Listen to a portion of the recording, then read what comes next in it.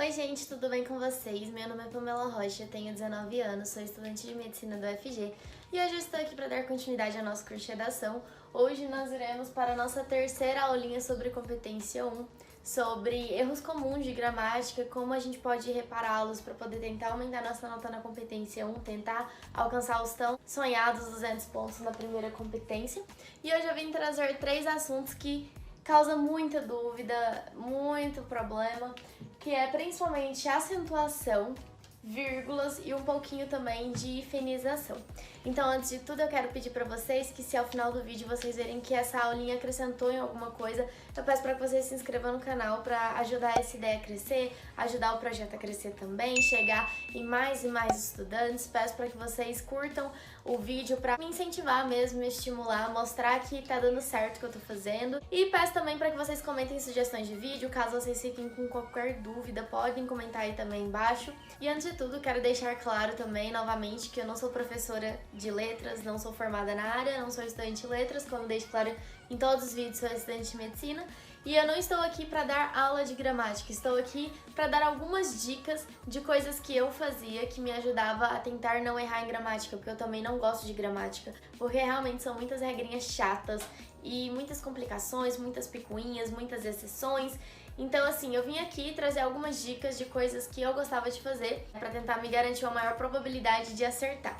Então, tudo isso a gente vai falar, mas depois da nossa vinheta. Então, estudantes de todo o Brasil, olá!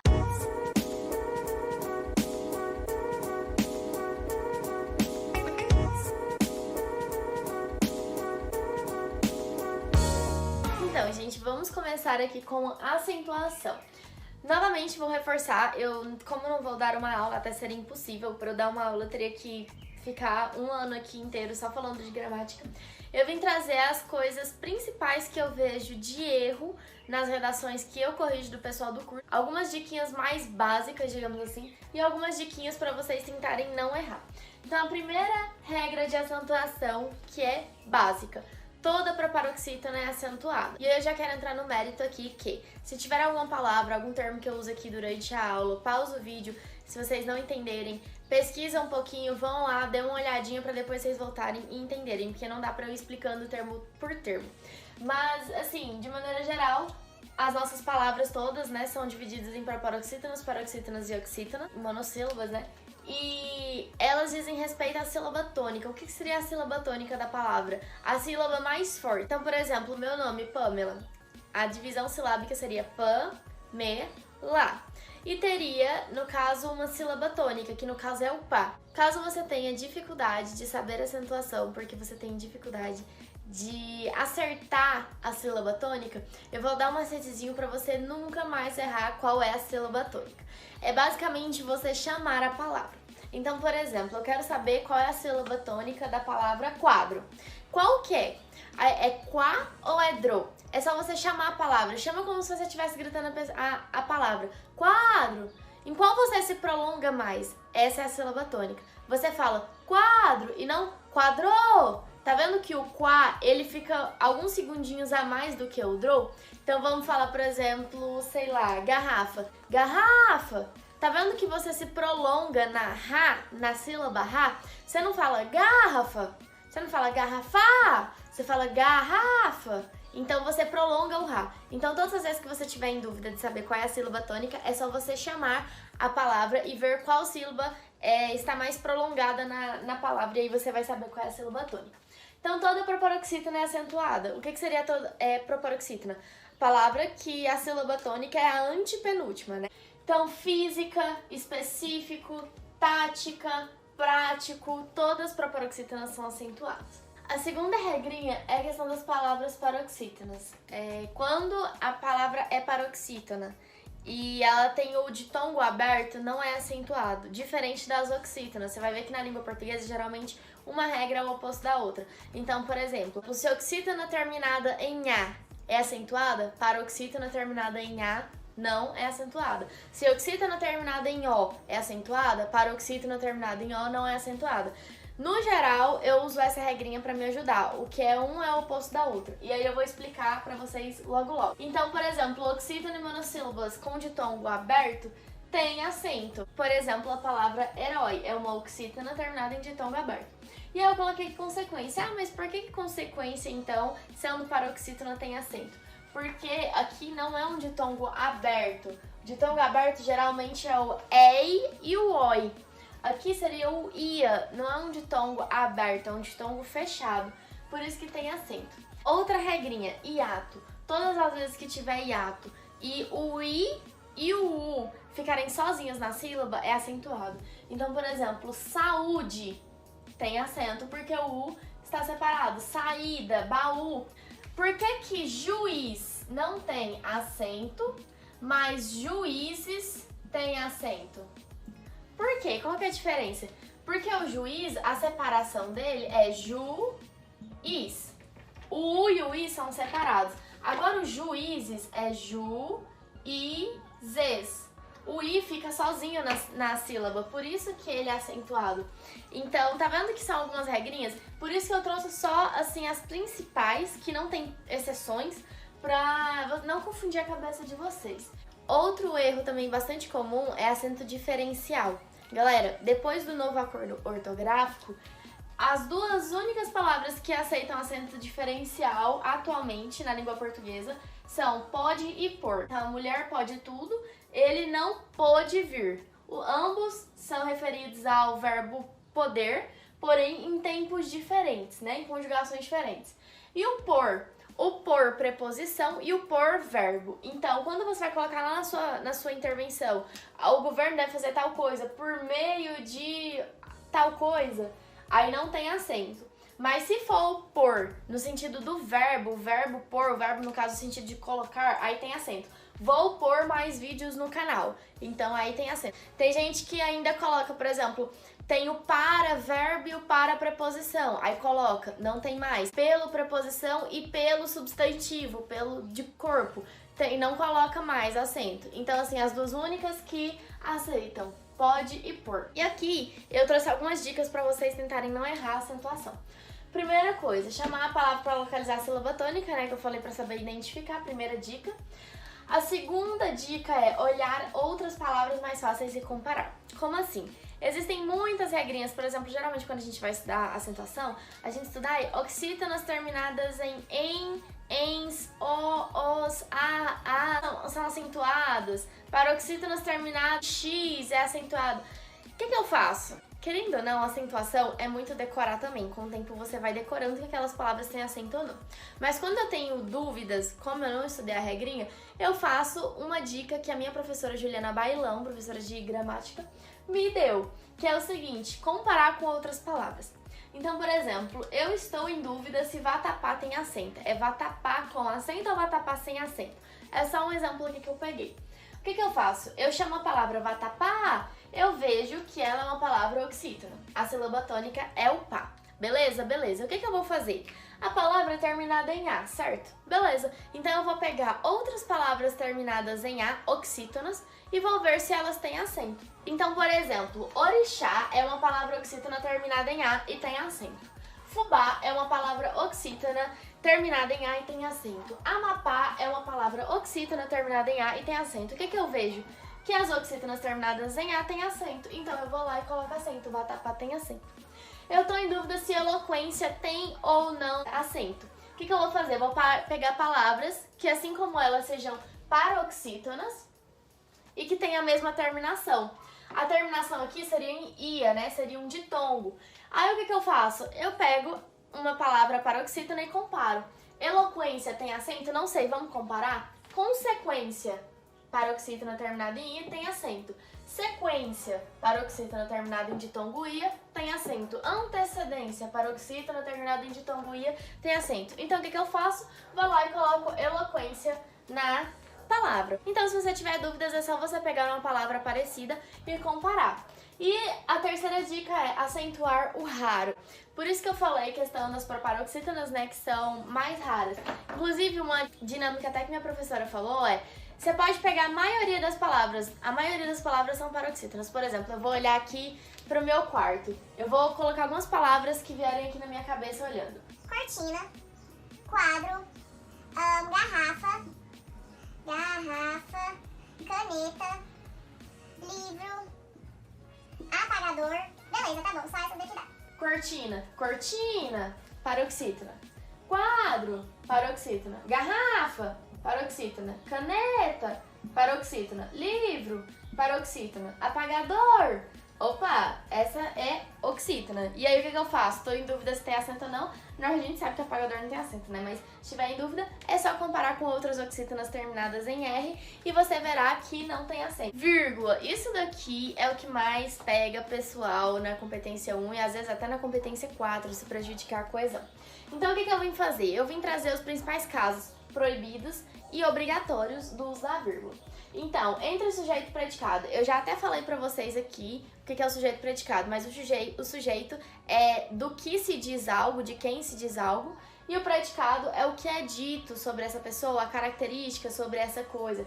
Então, como eu falei, se eu falo esse pincel é vermelho, pincel é sujeito porque eu estou falando dele, é vermelho é predicado porque é a característica que eu estou falando dele. Eu sou tagarela, eu sou sujeito, sou tagarela é predicado porque além de abranger o verbo, é uma característica minha, algo que eu estou falando de mim, no caso do sujeito. Então, entre sujeito e predicado, não. Eu esqueci de colocar um exemplo aqui, mas isso é bem fácil de entender. E é por isso que eu sempre falo nas correções, não pode separar sujeito de verbo. Por quê? Na verdade, não pode separar sujeito de predicado. E como o verbo quase sempre está dentro do predicado e não do sujeito, então o que acontece? A gente não pode separar o sujeito do verbo. Por quê? Não pode separar o sujeito do predicado, consequentemente não pode colocar vírgula entre eles. Então, se você coloca aqui o governo federal, vírgula, deve fazer tal coisa, está errado. Por quê? Quem deve fazer essa coisa? O governo federal. Logo, não deve haver vírgula entre o sujeito e verbo. Segunda vírgula proibida, entre verbo e complemento. O complemento é literalmente o complemento do verbo. Quando você tem um verbo transitivo, seja ele direto ou indireto, ele exige um complemento verbal. E aí, o que seria isso? Seria basicamente um verbo que precisa de alguma outra coisa para ter sentido completo. Então, se você fala, por exemplo, eu tenho, não dá pra entender. Você pergunta pra mim, tem o quê? Tá vendo que você pergunta pra eu complementar a frase? Então, esse seria o complemento do verbo, assim, sendo bem simplista, né? Explicando aqui bem por cima, bem superficial. Então, por exemplo, ele possuía muitas figurinhas. Essa vírgula aqui está errada. Por quê? Ele possuía. Possuía o quê? Muitas figurinhas. Muitas figurinhas é o complemento do verbo possuir. Então, essa vírgula não é permitida. O governo precisa de novas alternativas para combater, vírgula, a criminalidade. Essa vírgula está completamente errada. Por quê? O governo precisa de novas alternativas para combater. Combater o quê? Você vai me perguntar. A criminalidade. Então, a criminalidade é o complemento verbal do verbo combater. Logo, não devemos usar vírgula. Nome e complemento nominal. Nome, geralmente a gente está se referindo a substantivo, adjetivo, advérbio. Mas enfim, complemento nominal, sendo bem simplista, é quando você está caracterizando alguma coisa ali do nome, né, do substantivo, do adjetivo, enfim. E quase sempre tem preposição. Vamos generalizar, sempre tem preposição. Então, por exemplo, você tem inveja de mim. Quando você coloca você tem inveja, você se pergunta, inveja de quê? Inveja de quem? Inveja do quê? Tá vendo que você... Parece que só quando você coloca o você tem inveja não fica completo. Você precisa perguntar o de quem, do que. Então, esse seria o complemento nominal. Seria a mesma coisa do complemento verbal. A diferença é que o inveja não é um verbo. Então, da mesma forma que tem um complemento verbal, a gente tem um complemento nominal. E da mesma forma que não é permitido separar verbo de complemento verbal, também não é permitido separar nome de complemento nominal.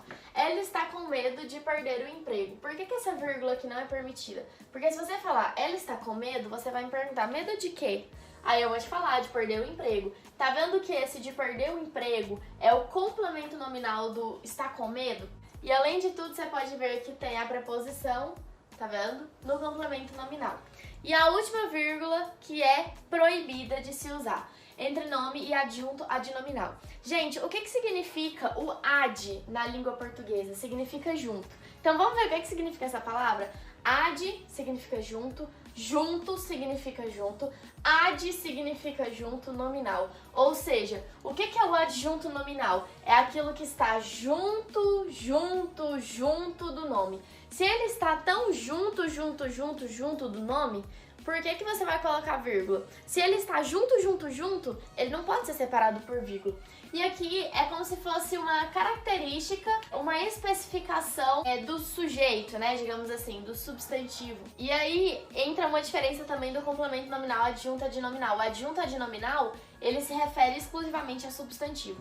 Então, os piores alunos são os desumildes. Por que que você não pode colocar uma vírgula aqui entre piores e alunos? Porque os piores é o adjunto adnominal de alunos. O alunos é um substantivo e eu estou dando uma característica, estou especificando que são os piores alunos, então é o adjunto adnominal, portanto eu não posso usar essa vírgula. A recente aprovação da reforma previdenciária causou revolta. A recente é uma informação que teoricamente seria desnecessária, por isso que o adjunto adnominal a gente fala que é um termo acessório da oração. A recente aprovação. Se eu quisesse colocar a aprovação da reforma previdenciária causou revolta, eu posso?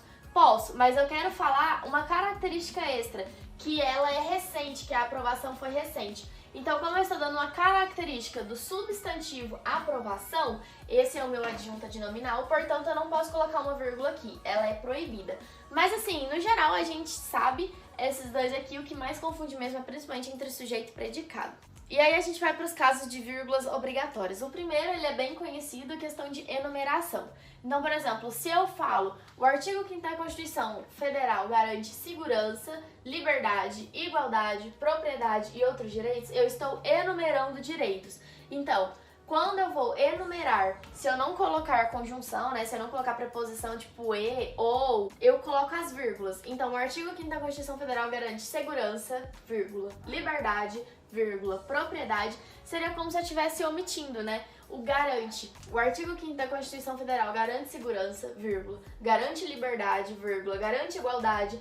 Então, tanto se você pensar pela enumeração quanto você pensar pela elipse, você vai ver que a vírgula é obrigatória. Antes de conjunções adversativas e conclusivas. O que são as conjunções adversativas? Que dão ideia de oposição. E as conclusivas dão ideia de conclusão. Então, por exemplo, a situação é caótica, vírgula, então medidas são necessárias, porque eu tenho aqui uma conjunção conclusiva, o então. Para separar orações coordenadas se não forem separadas por conjunção. O que eu quis dizer com se não forem separadas por conjunção?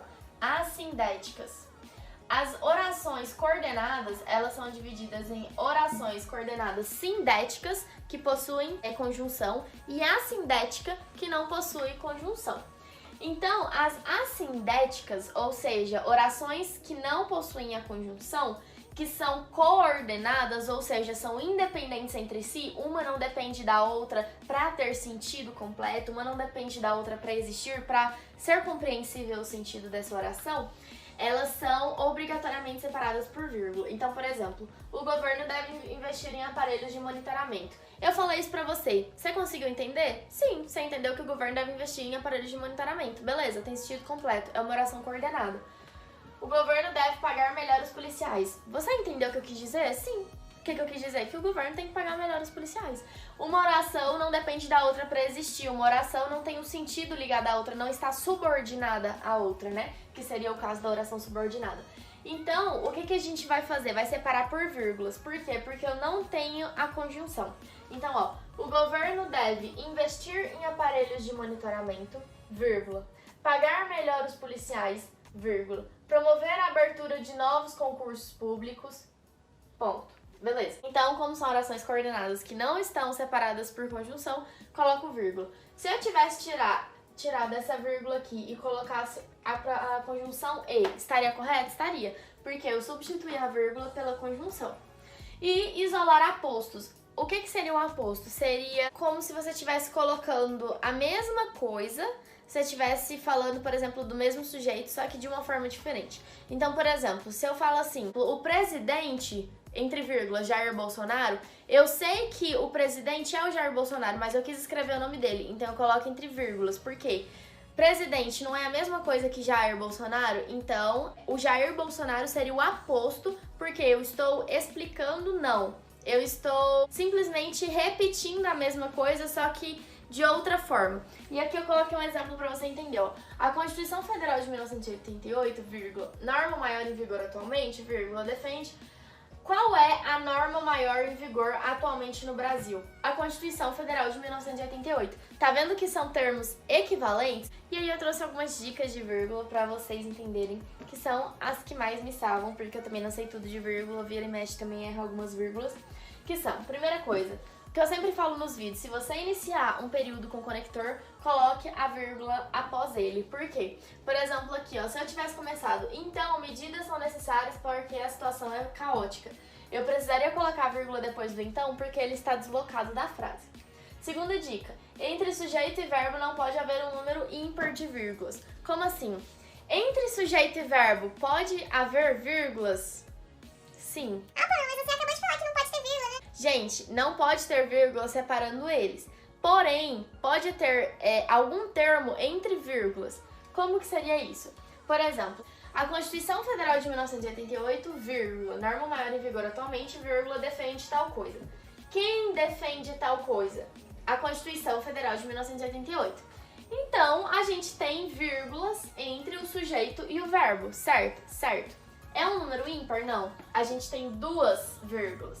Se tivesse uma vírgula só, você pode ter certeza que está errado. Se tiver uma vírgula, 3 vírgulas, 5 vírgulas, você pode ter certeza que está errado. Por quê? Ou não existe vírgula nenhuma entre o sujeito e o verbo, que seria o melhor, ou se existir, precisa ser impares, porque precisa indicar que algo está deslocado ou que algo está isolado. Então, por exemplo, se eu tirasse o que está entre vírgulas aqui, se eu apagasse isso daqui, ó, norma maior em vigor atualmente, o sujeito estaria sem vírgula entre ele e o verbo? Sim. Aí ficaria a Constituição Federal de 1988 defende. Não teria nenhuma vírgula entre eles. Então essas vírgulas, elas meio que te dizem que se você tirar essa parte, esse termo que está entre vírgulas da sua frase, do seu período, da sua oração, você vai ficar com o sujeito e o verbo sem nenhuma vírgula entre eles? Sim, então beleza. Então você pode colocar as duas vírgulas. Então, se tiver 2 vírgulas, 4 vírgulas, pode estar correto. Agora, se tiver um número ímpar de vírgulas, 1, 3, 5, com certeza tem alguma vírgula aí que tá errada. Então já fica de olho pra você não errar isso.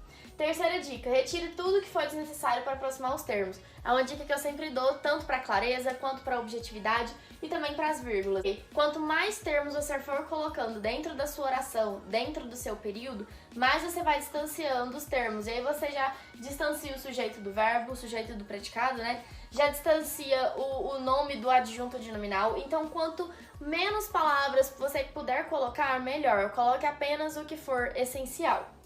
Quarta dica, coloque o meio modo da intervenção entre vírgulas. Essa daqui é uma dica que a minha professora me deu uma vez. Pra ser bem sincera, eu não sei porquê, deve ter alguma explicação aí, questão sintática. Ela me disse que não são vírgulas obrigatórias, mas ajudam. São vírgulas facultativas, uma vez ela me disse. Então eu gosto de colocar por quê? Porque às vezes a gente coloca um trem tão grande, né, uma frase tão grande, e aí não coloca vírgula nenhuma e tem a sensação de que não tem vírgula, que parece que vai ficar falando, sem respirar, né? Ela me deu essa dica pra ajudar e eu gosto de colocar. É uma vírgula facultativa, tá? Mas é uma dica que eu dou pra vocês. Quinta coisa, coloque a frase no sentido direto. Quanto mais inversões você fizer, mais vírgulas você precisará colocar na sua frase e mais confuso e complexo vai estar o seu texto. Então, tente sempre colocar na ordem direta. O que seria essa ordem direta? Sujeito antes, predicado depois. E a última dica, na dúvida, não use vírgulas. Por quê? Uma coisa que uma professora minha de gramática também já me falou é a questão que nós temos muito mais casos onde a vírgula é proibida do que casos em que a vírgula é obrigatória. Então, se você ficou entre dúvida, os casos mais fáceis, digamos assim, são de obrigatórias. Por exemplo, de enumeração, de isolar apostos. Então, assim, se você ficou entre dúvida, muito provavelmente ou aquela vírgula é facultativa ou ela é proibida. Então, na dúvida, não coloque, assim, trabalhando com probabilidade. A probabilidade de você errar não colocando uma vírgula é menor do que colocando uma vírgula. Então, na dúvida, não use. E finização. Existem muitas regrinhas de finização. Quando você vai estudar lá a formação de palavras, aí tem composição por justaposição, composição por aglutinação, e aí você vai ver, e para raios tem hífen, mas para quedas não tem. Gente, infelizmente, eu não tenho uma regra para dar para vocês de finização. Realmente é decorar, infelizmente. As pessoas que fazem nossa ortografia, acho que não tem senso nenhum de noção. E acentua umas palavras, não acentua as outras, coloca hífen em uma palavra, não coloca na outra, fala que um deixa porque é uso consagrado, mas aí uma palavra que já tá consagrada pelo uso vai lá e muda. Então assim, é uma bagunça. Então as duas únicas dicas que eu vim falar pra vocês sobre hifenização. Primeira dica, que é geral, não tem exceção, que é botânica. Termos da botânica, nome de animal, nome de planta, nome de vegetação, nome de espécie, se tiver hífen, ele coloca sempre, tá? Não foi tirado nenhum hífen. Então, por exemplo, beija-flor, bem-te-vi, erva doce são nomes relacionados à botânica, né? A fauna, a flora. Então, se antes da reforma ortográfica, que era a forma que nós estávamos habituados a escrever, a gente colocava o hífen, então ele continua. Mas o que eu queria mesmo trazer com a hifenização para vocês é a questão da separação silábica, que eu vejo muito o pessoal errar. Às vezes eles acertam na hifenização, mas erram na separação silábica, que é o seguinte: quando uma palavra tem hífen e tá aqui no cantinho da folha, o que você faz? Ai, Pamela, deixa em branco e começa a escrever na outra linha para não ter erro, não ter problema. Mas aí o corretor percebe isso e ele pode tirar nota, porque entra na questão da aparência da redação que eu falei pra vocês e questão da estrutura também, né? Você vai ficar escrevendo, dando um recuo gigantesco aqui porque você tá com medo de errar o hífen e seu texto vai parecer um poema. Então é o seguinte, você vai escrever erva doce na sua redação. Erva doce tem hífen aqui, né? Depois do A e antes do D. Aí você escreveu erva e vai precisar escrever o doce na outra linha. O que você faz? Você coloca o hífen aqui, indicando a separação silábica, e coloca o hífen novamente, indicando a separação da palavra. Ou seja, se você terminou uma palavra que tem hífen ali bem rente à margem, você dobra o hífen. Um para indicar a separação e outro para indicar que é o hífen da própria palavra. Caso a palavra tenha hífen, porém você encostou aqui na margem quando era a sílaba que ainda não chegou no hífen. Por exemplo, você começou a escrever o er e não deu espaço para você terminar o vá doce. O que você vai fazer? O er vai colocar o hífen aqui, indicando a separação silábica normalmente. Vai escrever o vá, né? Ervá, da separação. E vai colocar o hífen normalmente depois. Então, o que o pessoal mais erra é isso daqui, ó. Terminou na margem, a palavra tem hífen, dobra o hífen. Isso é o que o pessoal mais erra. Então, no geral, essas foram as diquinhas que eu quis trazer de vírgula, de acentuação e de hifenização pra vocês. Eu espero que tenha ajudado. Realmente são muitas regrinhas. E o que eu dou, assim, de dica geral pra vocês? Caso vocês tenham muita dúvida em gramática, estudem principalmente a estrutura da frase. Quando você vai estudar a estrutura sintática, a estrutura semântica da frase, você começa a entender melhor como que funciona, qual a relação de um termo com o outro, e aí algumas coisas vão ficando óbvias, vão ficando mais lógicas. Atualmente, o que acontece? Eu vou escrever, raramente eu erro uma vírgula. E eu posso dizer que nem sempre, quando eu tô escrevendo, eu sei o porquê que eu tô usando aquela vírgula, ou porque eu não estou usando uma vírgula ali, mas eu sei que não pode. Então, outra dica que eu dou também pra vocês é pra vocês escreverem muito, porque quanto mais você vai errando, quanto mais o corretor vai puxando a sua orelha, mais você vai percebendo onde tem que ter vírgula e onde não pode ter vírgula. Então, assim, eu confesso que eu não sei todas as vírgulas e que várias vezes, assim, eu acerto vírgula, às vezes até sem saber o porquê, mas eu acerto. E aí já entra a questão do costume.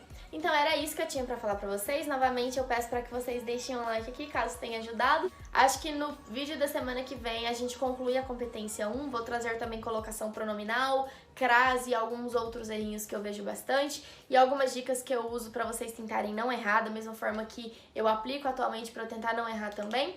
Um beijo e tchau!